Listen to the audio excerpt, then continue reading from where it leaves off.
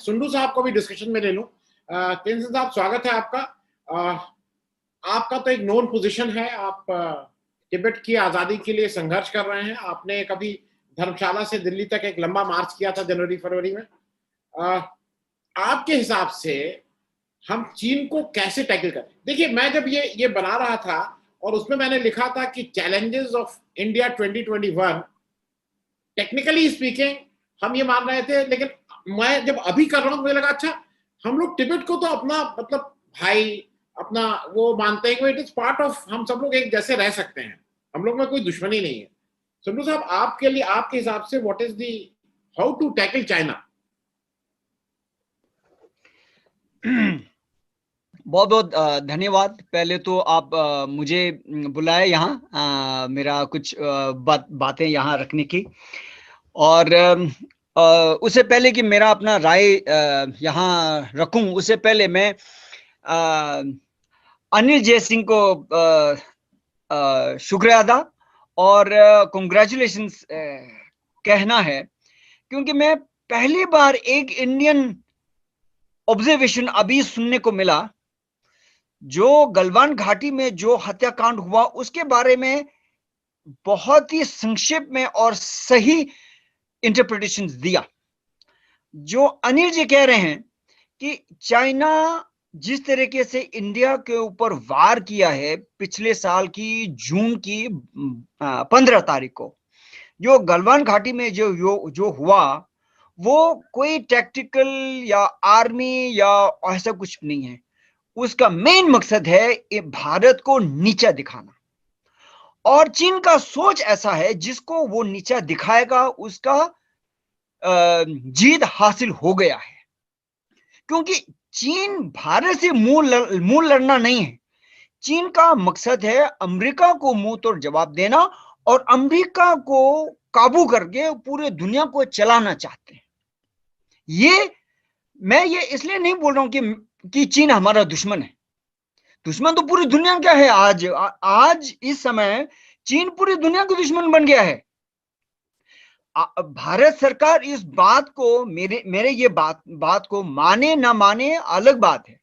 Politics से दिल से माना, फिर से बाहर से नहीं माना, ऐसे भी कह सकते हैं। लेकिन जॉर्ज फर्नांडिस की, भारत की पूर्व रक्षा मंत्री जॉर्ज फर्नांडिस ने, जब उन्होंने 2008 में कहा कि चीन भारत का सबसे नंबर 1 सर्वश्रेष्ठ दुश्मन है, तो कई लोगों ने कहा ऐसा नहीं कहना चाहिए क्योंकि हम चीन से बिजनेस करना चाहते हैं। वह ये झूठापन जो है ये चल रहा है, और भारत की चीन की नीति जो है, इसी झूठापन ने अलग गलत रास्ते दिखाया। और इसीलिए आज भी अभी कन्नन गोपीनाथ जी जितना मेहनत कर रहे हैं भारतीयों को चीन की बारे में समझना, इतना मुश्किल क्यों लग रहा है? क्योंकि भारत की नीति जो है वो हमेशा सरकार ने लोगों को गलत रास्ते पे लेके गए, और सरकार ने भारत की चीन की नीति और दृष्टिकोण गलत जगह पे ले गए। इसलिए ले गए, एक चीन से डर था, दूसरी सरकार जो भी आए वो चीन से बिजनेस करके अपनी सरकार की जो भी पॉलिटिकल पावर है उसको चीन से दोस्ती दिखा के बिजनेस करके वहां से कुछ इन्वेस्टमेंट लाने की कोशिश। और ये उनको पता था नहीं हो रहे हैं, आज भी नहीं हो रहे हैं, पता था। लेकिन एक दिखावे के तौर से आज गलवान घाटी होने के बाद और ये पैंडेमिक होने के बाद कोई भी एक भारतीय नहीं होगा जिसके मन में यह है कि हम चीन से दोस्ती कर सकते हैं। आज कोई भी नहीं है। और इसीलिए आज भारत की दुश्मन पाकिस्तान नहीं है, चीन है। अब पता चल गया, जैसे अनिल जी अभी भी बात रख रहे थे कि पाकिस्तान की वो दिखावा जो है भारत के ऊपर गलत नजर रखना और कुछ ऐसे टेररिज्म करना, वो चीन के पैसे से कर रहे हैं, चीन की सपोर्ट से कर रहे हैं। पाकिस्तान में हैसियत नहीं है भारत के ऊपर ऐसा करना। तो इसीलिए अब हम ये बहुत ही सही समय है, क्योंकि एक तिब्बती होने के नाते और एक भारतीय होने के नाते मेरा डबल ड्यूटी बनता है। मेरा डबल ड्यूटी बनता है चीन को समझना और जिस तरीके से मैं समझ रहा हूं वो भारतीय वासियों के सामने ये पूरी तरह से रखना। और मैं अंतिम एक शब्द बोलूंगा, उससे मैं मेरा अभी फिलहाल का बात यहां रखूंगा। चीन को समझने में पहले वो चीन के शब्द जो है वो हम सबको पता होना चाहिए। वो चीन जो है वो अंग्रेजी में हम चीन, चाइना और हिंदी में चीन जो बोलते हैं, वो उसकी चीन का शब्द जो है वो टुंगवा। वो कोई लोग टुंगवा बोलेंगे, कोई लोग चुंगो बोलेंगे, चुंगो। वो चीन का भाषा मुझे भी नहीं आता। करण जी आपने तो पढ़ाई किया, मैंने पढ़ाई नहीं किया, मुझे पता नहीं है।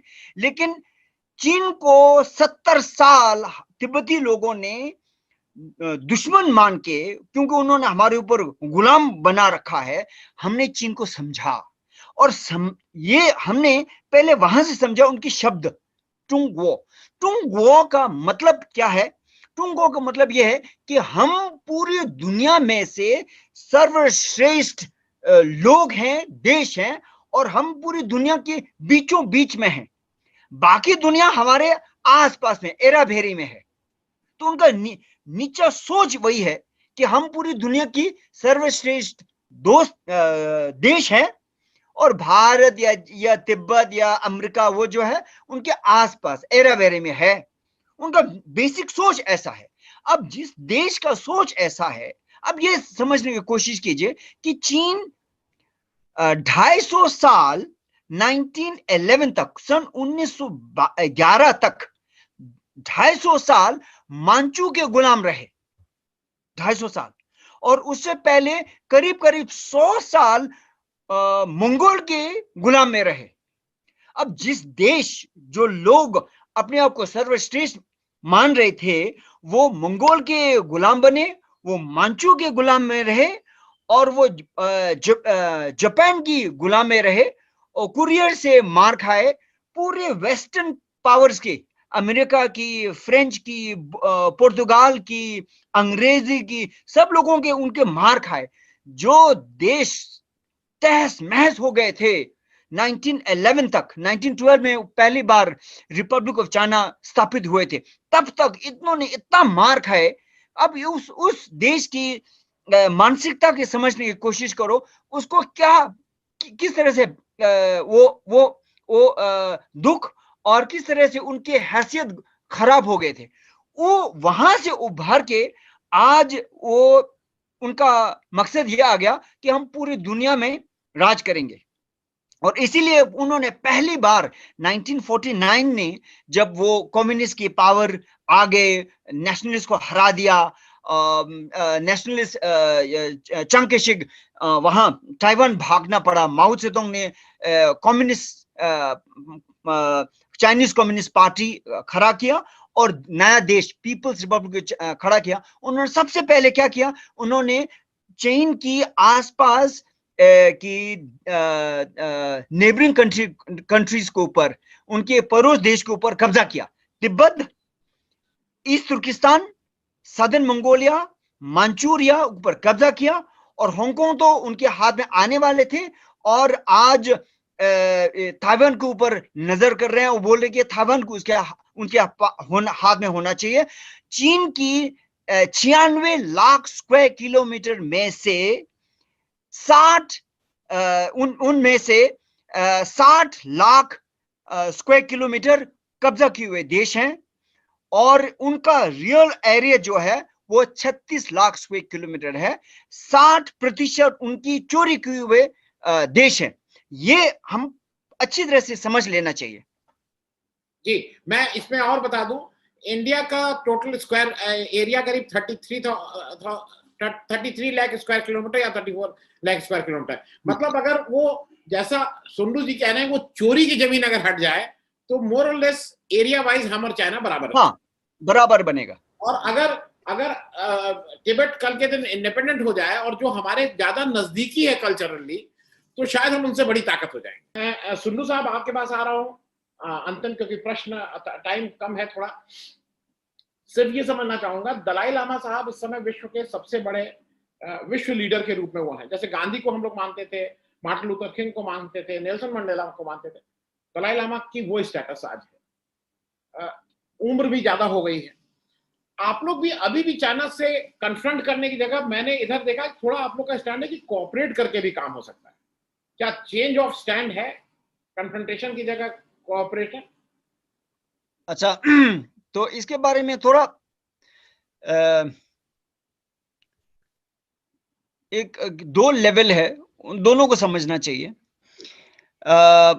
परम पावन दलाई लामा जी जब वो 15 साल के थे तब चीन का आक्रमण हुआ, तो उन्होंने भारत को मदद मांगा, भारत से मदद मांगा, संयुक्त राष्ट्र से मदद मांगा, अमेरिका से मदद मांगा और अंग्रेजों से मदद मांगा जो मदद दे सकते थे। और एक एक परिस्थिति ऐसा कुछ था, लेकिन तब भी मदद नहीं मिला। और उसके बाद ये लहर जो वो चलते रहे, या तो चीन से दोस्ती करना चाहते थे लोग, बाहरी लोग, या तो उनसे व्यापार करना चाहते थे। और अब तो जैसे अदर स्पीकर्स ने भी कहा, अब चीन के ऊपर निर्भर हो गए, डिपेंडेंट हो गए हैं। अब इसीलिए अब तिब्बत के बारे में अगर हम मानव अधिकारी के बारे में बात करें या तिब्बत में एनवायरनमेंट की बारे में बात करें, किसी के भी हमारे बात नहीं सुन रहे हैं, कोई भी हमारे बात आज भी कोई नहीं सुन रहे हैं। आज भी एक ऐसा देश नहीं है जो ये बोलेगा कि तिब्बत पहले आजाद देश थे और आजाद तिब्बत को हम सपोर्ट करेंगे। ऐसा अभी भी एक देश नहीं है, क्योंकि तिब्बत के पास अभी पैसे की ताकत नहीं है, मिलिट्री की ताकत नहीं है, पॉलिटिकल लीडरशिप की पॉलिटिकल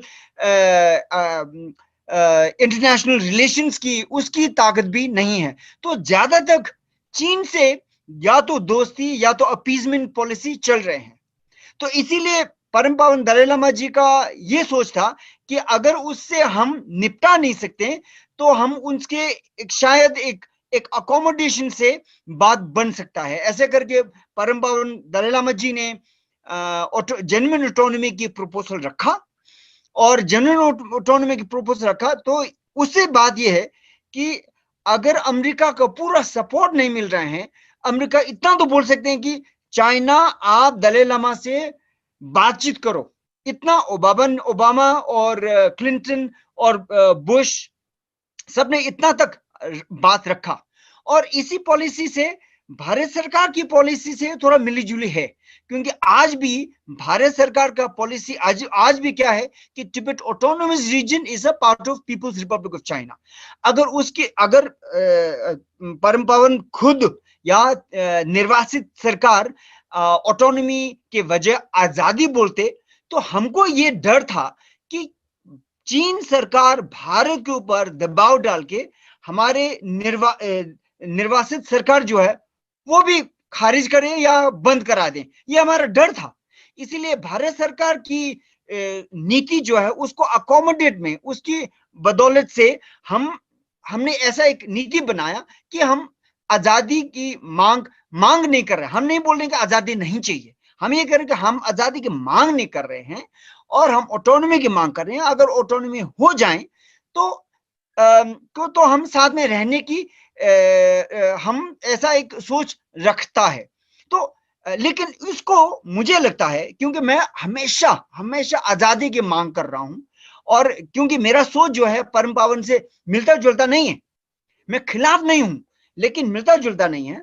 और फिर भी मेरा ये सोचना है कि ये जो दलाई लामा जी का ऑटोनॉमी का मांग जो है वो एक रेटोरिकल डिमांड है, वो रेटोरिकल डिमांड है, क्योंकि इसी रेटोरिकल डिमांड से हमारा सरकार को बनाए रखे, हमारे संघर्ष को आज तक 70 साल हो गए, हम अभी भी इस संघर्ष को चलाए रख सकते हैं, ना कि बंद हो जाए, है ना। So I think it is a tactical